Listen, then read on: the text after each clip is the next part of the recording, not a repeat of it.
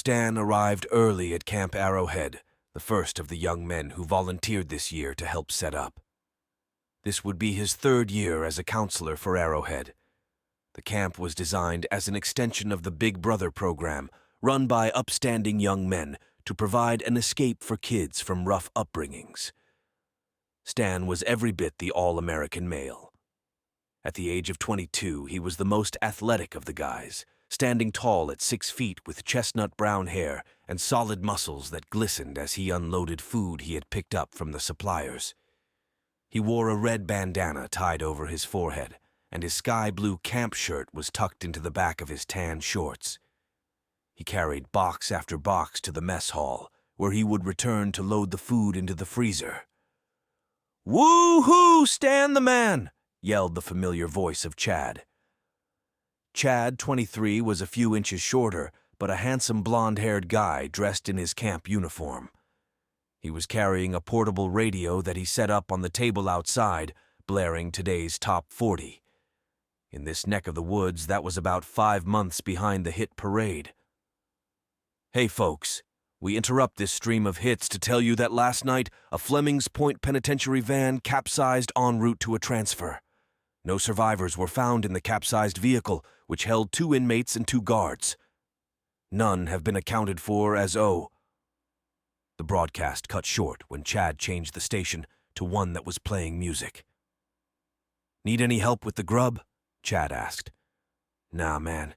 If you could get the boats moved, that would be awesome. I still have to get the freezer packed." Chad left toward the boathouse, and Stan finished carrying the last box into the mess hall. He propped open the freezer door and walked into the dark space. Flicking on the light, his dusty Adidas running shoe crunched on something on the floor. As the lights flickered on and off, he caught sight of some cheese doodles that were left on the floor. Stan bent down to investigate, finding it odd that the chips weren't stale. Out of nowhere, a hand clasped over his mouth, and Stan lost his balance and fell backward onto his attacker. "Mmm!" Stan screamed into the assailant's hand, which let go of its grip once the weight of Stan had fallen on top of them. "Ouch! What did you eat for breakfast, Cement?" shouted Ricky, who let go of Stan.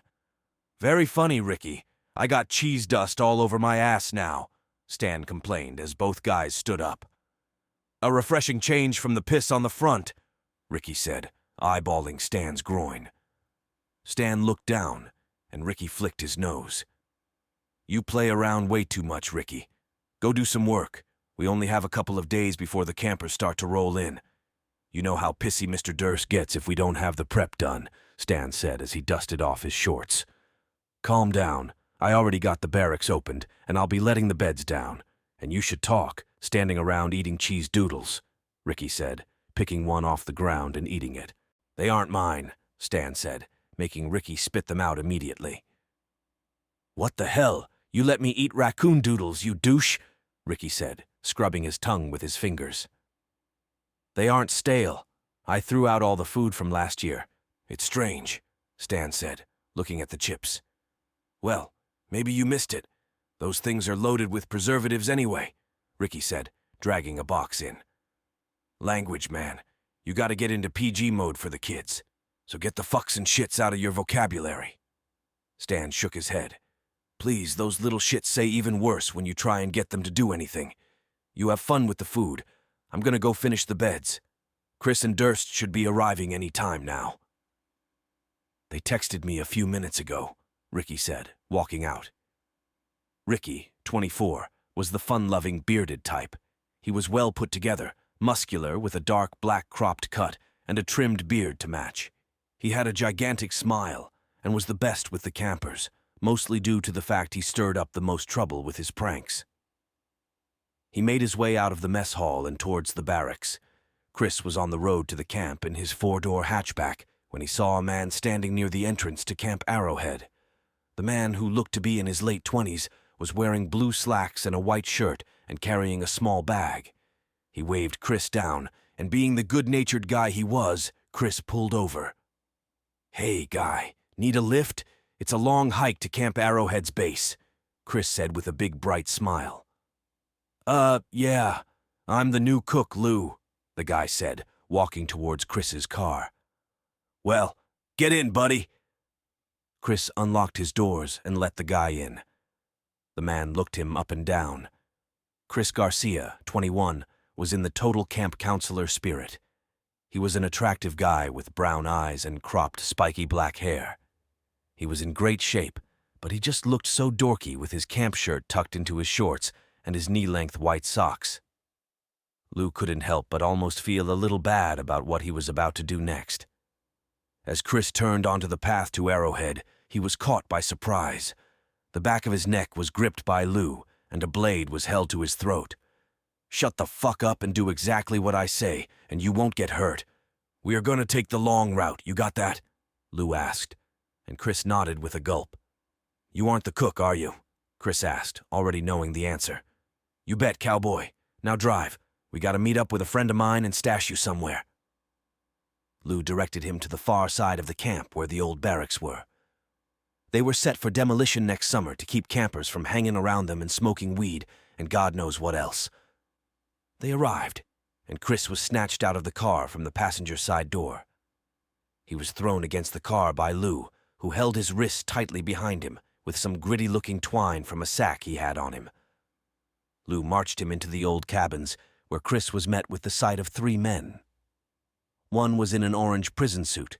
Another man in his socks and underwear was bound on the floor in a hog tie with duct tape wrapped around his mouth, and another man in an officer's uniform was also tied in a similar fashion. "What's your name, kid?" Lou said, shoving Chris inside and tossing him the sack of ropes. "Chris. Well, Chris, meet Danson, and Officers Jackson and Alvarez. Danson, finish this one off. I gotta see if we got any more to take care of before we dash out of here. And for fuck's sake, change your clothes," Lou said, leaving Chris standing before Danson, who was a strong, very silent, very scary type. The man stepped forward and tossed Chris to the floor. He started tying his ankles tightly with more twine. "Please just let me go, I Chris was cut short as Danson gripped his face. Danson snatched off Chris's left Nike and removed the hot sock from his foot. He balled it up and proceeded to stuff the sock into Chris's mouth, cramming it past his teeth. Chris was wide-eyed as he was manhandled by this brute. He heard the tearing of duct tape as Danson started to wind layers and layers over his mouth, trapping the sweaty Nike crew sock inside. He wasn't finished there. He then took more ropes and connected his ankles and wrists together, hog-tying Chris tightly. Chris could only let loose a few pathetic moans that only the most twisted could find amusing. Danson did something peculiar. He walked over and propped the 2 officers up on their knees so they could watch Chris like an audience. Danson then propped Chris up and stood behind him. Chris was confused as Danson took a firm grip of his hair and soon found himself the co-star of this madman's show. Danson held a blade to Chris's throat and slowly poked him deeper and deeper. Chris was pricked, and a small drop of blood trickled down his neck. The officers bucked and howled under their gags as Danson looked on. Chris was sweating heavily and looking down at the few drops that had hit his shirt. Danson stopped before doing any major harm to him. He wanted to get a rise out of the officers. He yanked Chris's head back so his eyes met the ceiling. Chris saw Danson pick up the roll of duct tape again, and he tore off a small piece. Chris was confused. His mouth was already so taped up. What could he possibly do? Danson hovered the strip of tape over Chris's eyes, teasing the cops who watched on, and then quickly pressed it down over Chris's nostrils. He shoved Chris to the floor, where he went into full panic mode. The cops watched in horror, powerless to do anything. They thrust their bodies to the floor, trying to break free in desperation. Chris was flailing, scraping his nose against the dusty old floor of the cabin. Each breath was more powerful and more painful than the last. He thought he was a goner until he felt the tape being ripped away by Danson. Chris took big lungfuls of air, panting under his gag. Danson crawled down to him and cradled him like a baby. Chris could only look at the cold, dead eyes of this man. Back at the camp, Ricky was unlocking the activities shed. He walked in and started throwing assorted things out, from mitts to balls, and an old wooden frisbee. He was terrible at taking inventory, just writing random numbers as he looked over the equipment. Deep in thought, he was struck from behind by that same wooden frisbee. The thing bounced to the floor and Ricky followed, trying to make his world stop spinning like the frisbee circling on the floor. A foot stomped his back to the floor, and Ricky hit it belly first. Someone was pulling his arms behind him and tethering his wrists with jump ropes from a neighboring shelf. Ow! Lame revenge, Stan. I think you knocked my memory back to 7th grade. Mmph. Ricky was cut off as an old hand-sized foam ball was stuffed into his bearded yapper. I ain't Stan, Lou whispered into Ricky's ear from behind, then felt tape seize his mouth. When he was finished, he took Ricky over to Chris's car, which was parked alongside the barracks. He let the seats down and shoved Ricky inside the trunk. Chris's car had a collapsible trunk, and Lou made quick time blocking Ricky's bound body from outside view. Another jump rope in hand, he tied Ricky's ankles together before wrapping him with a storm tarp Chris had in the back. I'm guessing there's a few more of you. Not a fucking word, kid, he said, slamming the back hatch door shut. Ricky wormed around like a human burrito in the back of Chris's car, his head pillowed by a bag of Chris's laundry. Ricky was furious. The Eagle Scout never learned to wash his socks and underwear at home and not wait to do it at camp. Paul Durst, 34, was a handsome guy. He was a teacher at a charter school, but during his summers, he had been head of Camp Arrowhead for 10 years running. He loved these kids and made it a tradition to ensure the old camp was in tip-top shape before any youngsters arrived. Mr. Durst had arrived last. He waved to Stan, who was working outside the mess hall as he drove in. "Where's Chad?" Durst shouted out of his window. "Lake House," Stan shouted back. Durst nodded as he parked his truck along the back path to the docks. The drive to the docks was too narrow for his big truck, so he had to make the rest on foot. He stepped out of his truck, looking like a prize specimen of manhood in his hunter green vest, partnered with his camp shirt, tan slacks, and Newport sandals. Placing his sunglasses on, he made his way on foot down the road. In the distance, he saw a car that looked a lot like Chris's car, but there was no Chris driving it. He flagged the car down, and it stopped about 20 feet from him. Durst made his way over and greeted the guy with a smile. "You are a new face," Durst said, leaning into the driver's side window. "New cook," Lou said. "So Mr. Imus finally retired without telling us, eh? Well, partner, could you possibly give me a lift to the docks? I gotta meet a counselor there who I'm sure will drown himself trying to load the canoes into the water," Durst asked with a cheeky grin. "Hop on in, partner," Lou said, unlocking the door. Durst ran around the side and dropped his phone and backpack between his legs on the floor. "The pool house is not too far from here. Thanks again," Mr. Durst said. "No problem," Lou said, trying to hide his annoyed tone. Mr. Durst looked around the car. It looked so much like Chris's, and even smelled like it too. His eyes met the rearview mirror, and what he saw in the back really caught his attention. He could just make out a men's sneaker with ropes tied around them. Something wasn't right, but he didn't know if this guy was dangerous, so he didn't want to take any chances. The car stopped, and Durst looked over at Lou. "I gotta piss. Be right back," Lou said, exiting the car. Mr. Durst had to think fast. He was devising a plan, so deep in thought that as he set that plan in motion of bending down to grab his phone, Lou had opened the side door behind him and was holding a blade to his neck. "Hands behind the chair, partner." Durst did as he was told and felt ropes going around his wrists, cuffing his arms behind the chair. Lou tore off a small strip of tape and pressed it over Durst's mouth. Lou slammed the door and walked off into the woods to go drain the main vein. Durst went into motion. He tugged at the ropes, but they would not budge. He needed to reach his phone and fast. But how? He stared down at his feet, and an idea popped into his head. He slipped off his sandals and tried to get a grip on his iPhone. It took a couple of tries, but he managed to type in his code with a combo of his big and index toes. Being a size 14 was no easy feat, pun very much intended. His last contact was Ricky, who, judging by the dirty red Nike sneakers struggling behind him, was no longer an option. Stan. He started to type S-O-S and sent it. Stan texted back with an alarmingly loud text tone. Durst was starting to sweat. He tapped the photo option on his phone with his big toe, and seconds began to feel like hours as he tried to angle the phone with his toes. Each digit grew sweatier, losing grip more and more. He leaned in and caught a photo of himself with tape over his mouth. And sent.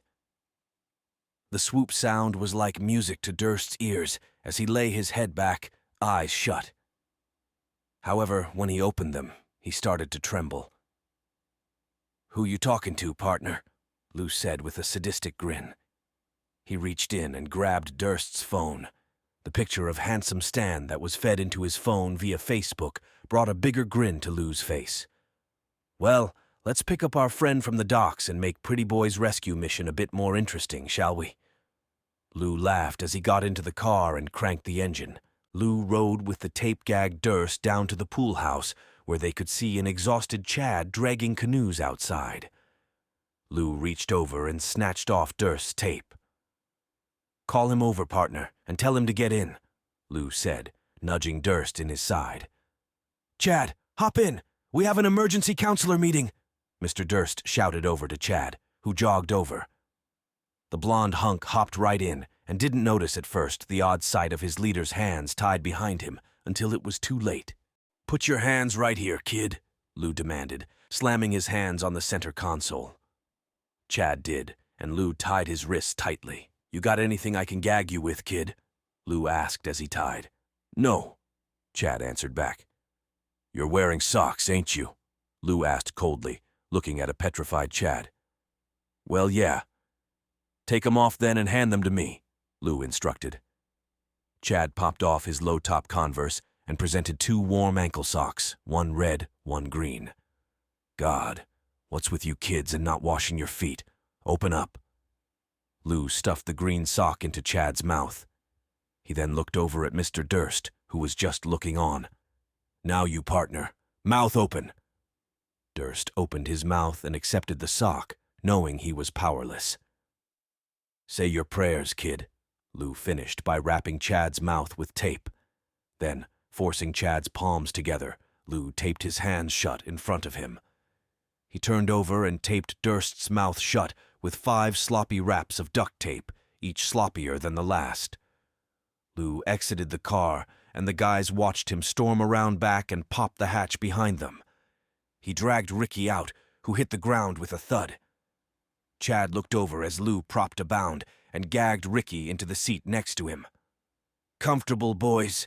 We are gonna make a movie here for our friend Stan, so I'm gonna need you to really give your best performance," Lou said as he held up Durst's iPhone. He started a FaceTime call with Stan. Stan looked over at his phone that was ringing with the familiar tone of a FaceTime call.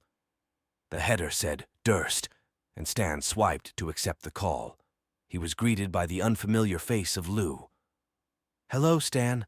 I'm Mr. Lou. I have a few folks here you may know." He panned around the car to show all the men struggling and moaning inside.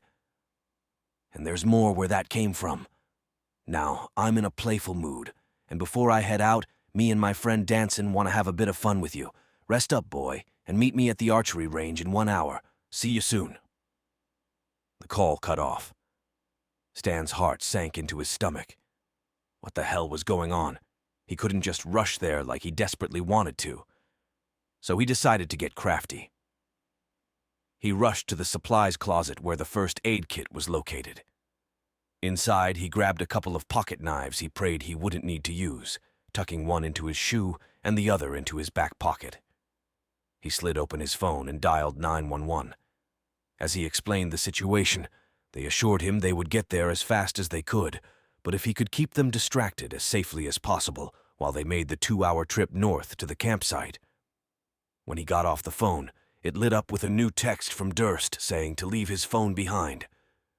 Stan embarked on his journey to the archery range. It was a good distance away, and his mind raced as he made his way there. Dusk was starting to set in, and he needed to increase his stride if he wanted to make it there in time.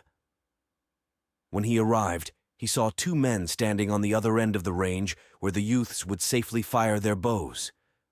Beyond them, he could barely make out a bunch of figures on the range. As he grew closer, he made out all of his friends and a few other guys he didn't recognize. There they all were, down a line, tied back to the large targets with ropes around their bodies and tape over their mouths. He saw the barefoot Chad next to a tear and blood-stained Chris, who had only one shoe on, Ricky and Mr. Durst tied and tape-gagged, and lastly a roughed-up cop tied next to a man in his underwear and long black socks. "What do you want?" Stan called out. "We want to play a fun game," Lou said. "Ever read The Most Dangerous Game?" Lou asked, holding a bow and some bolts strapped to his back. "Like back in 10th grade," Stan responded as the reference suddenly connected. "Well, my boy, we are going to play something similar. Danson, tie his hands." Danson walked over and forced Stan's hands together in front of him. He tied his wrists together with some rope and pulled them good and tight. Stan grunted as his wrists were wrangled. Danson patted down Stan and pulled the concealed knife from his back pocket. He tossed the knife to Lou, who grinned. Danson then bent down and started to pull off Stan's right sneaker. Stan just stood there as the weirdo pulled off his sweaty Reebok crew sock. Stan sweated even more as Danson reached over to the loaded left shoe and paused as Lou shouted over. "One sock is enough, Danson. Gag him and let's play already." Danson stood up and gripped Stan's mouth. He plunged the sweaty sock into his mouth and started to mercilessly wrap his mouth with tape. 4 wins, and Stan stood tall and silent. "Better get to running, kid," Lou called, and with that, Stan hit the ground running towards base camp. Ignoring the gravel against one of his bare feet, Stan made a curve into the woods. He knew these woods. He had been working this summer job for 3 years, and he knew he could keep these creeps distracted. He had to. He breathed and paused to try and catch his breath. An arrow zoomed past his head, just missing him. He darted forward in a zigzag formation. He ran for what felt like an eternity, the base camp in near sight. He didn't know what he would do, but he prayed for some kind of miracle. Swoop! An arrow just grazed his ear. He paused again and powered through his chase. He could see the base and knew he could take shelter somewhere. Stan ran down to the first cabin he could find, ducked between 2 neighboring cabins, and hid. He saw the 2 goons run past. Stan made quick work of taking out his pocket knife, ripping and fraying at the ropes that held him captive. The ropes popped open, and his hands were freed. He left his gag on to stay as silent as possible. He jumped up and made his way around the corner to find another hiding spot when he ran into the back of Lou, who was now pleased to find his prey. Lou lifted his bow, and Stan closed his eyes, knowing he was a goner. "I'm feeling generous. Instead of killing you here in the dark like a rat, Danson, let's give this boy a proper farewell. He fought like a soldier and should die like one. Tie his hands behind him." Danson tied Stan's hands behind him and even bound his arms for added measure. Stan's heart raced as he began his death march. Lou and Danson walked him to the center of the camp base. They arrived at the flagpole in the center of camp. Lou forced Stan down to his knees. "I'm giving you quite the mercy killing. You see, Danson and I love to torture our prey before we take care of them. You will be spared that experience, Stan. But your friends, they won't be so lucky. Now hang that head, soldier, and we will end this with honor." Tears began to well in Stan's eyes. He hung his head and accepted his fate. He was defeated. Soon his ears were met by a deafening ringing. Stan's eyes were frozen shut from shock. He looked over and saw Lou lying on the ground and Danson sprinting before hitting the ground too, after a fury of more bangs rang out. Stan looked over and saw a bunch of shadows rush over to him. Are you okay? Stan blacked out. Stan, wake up! Chad shouted as Stan opened his eyes. He was lying in front of an ambulance. He looked over to the other guys, who were all draped in blankets and drinking from cups on the grass of the base camp. What the hell happened? Stan asked as he regained consciousness. You are a hero, man.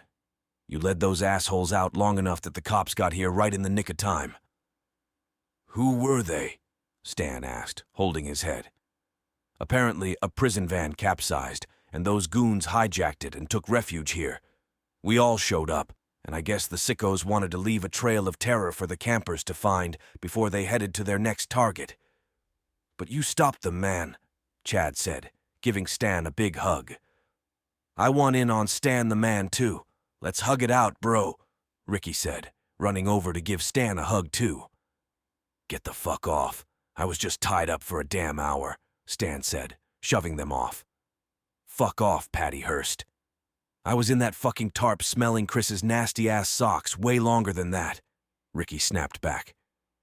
Well, I was tied up the longest and had to taste those socks, and I was terrorized by that Jason Voorhees motherfucker, Chris fired back. I'm pretty sure that makes you his wife now, Chrissy boy, Ricky said as Chris socked him in the arm. Stan watched them all joke back and forth, relieved that this day was finally over.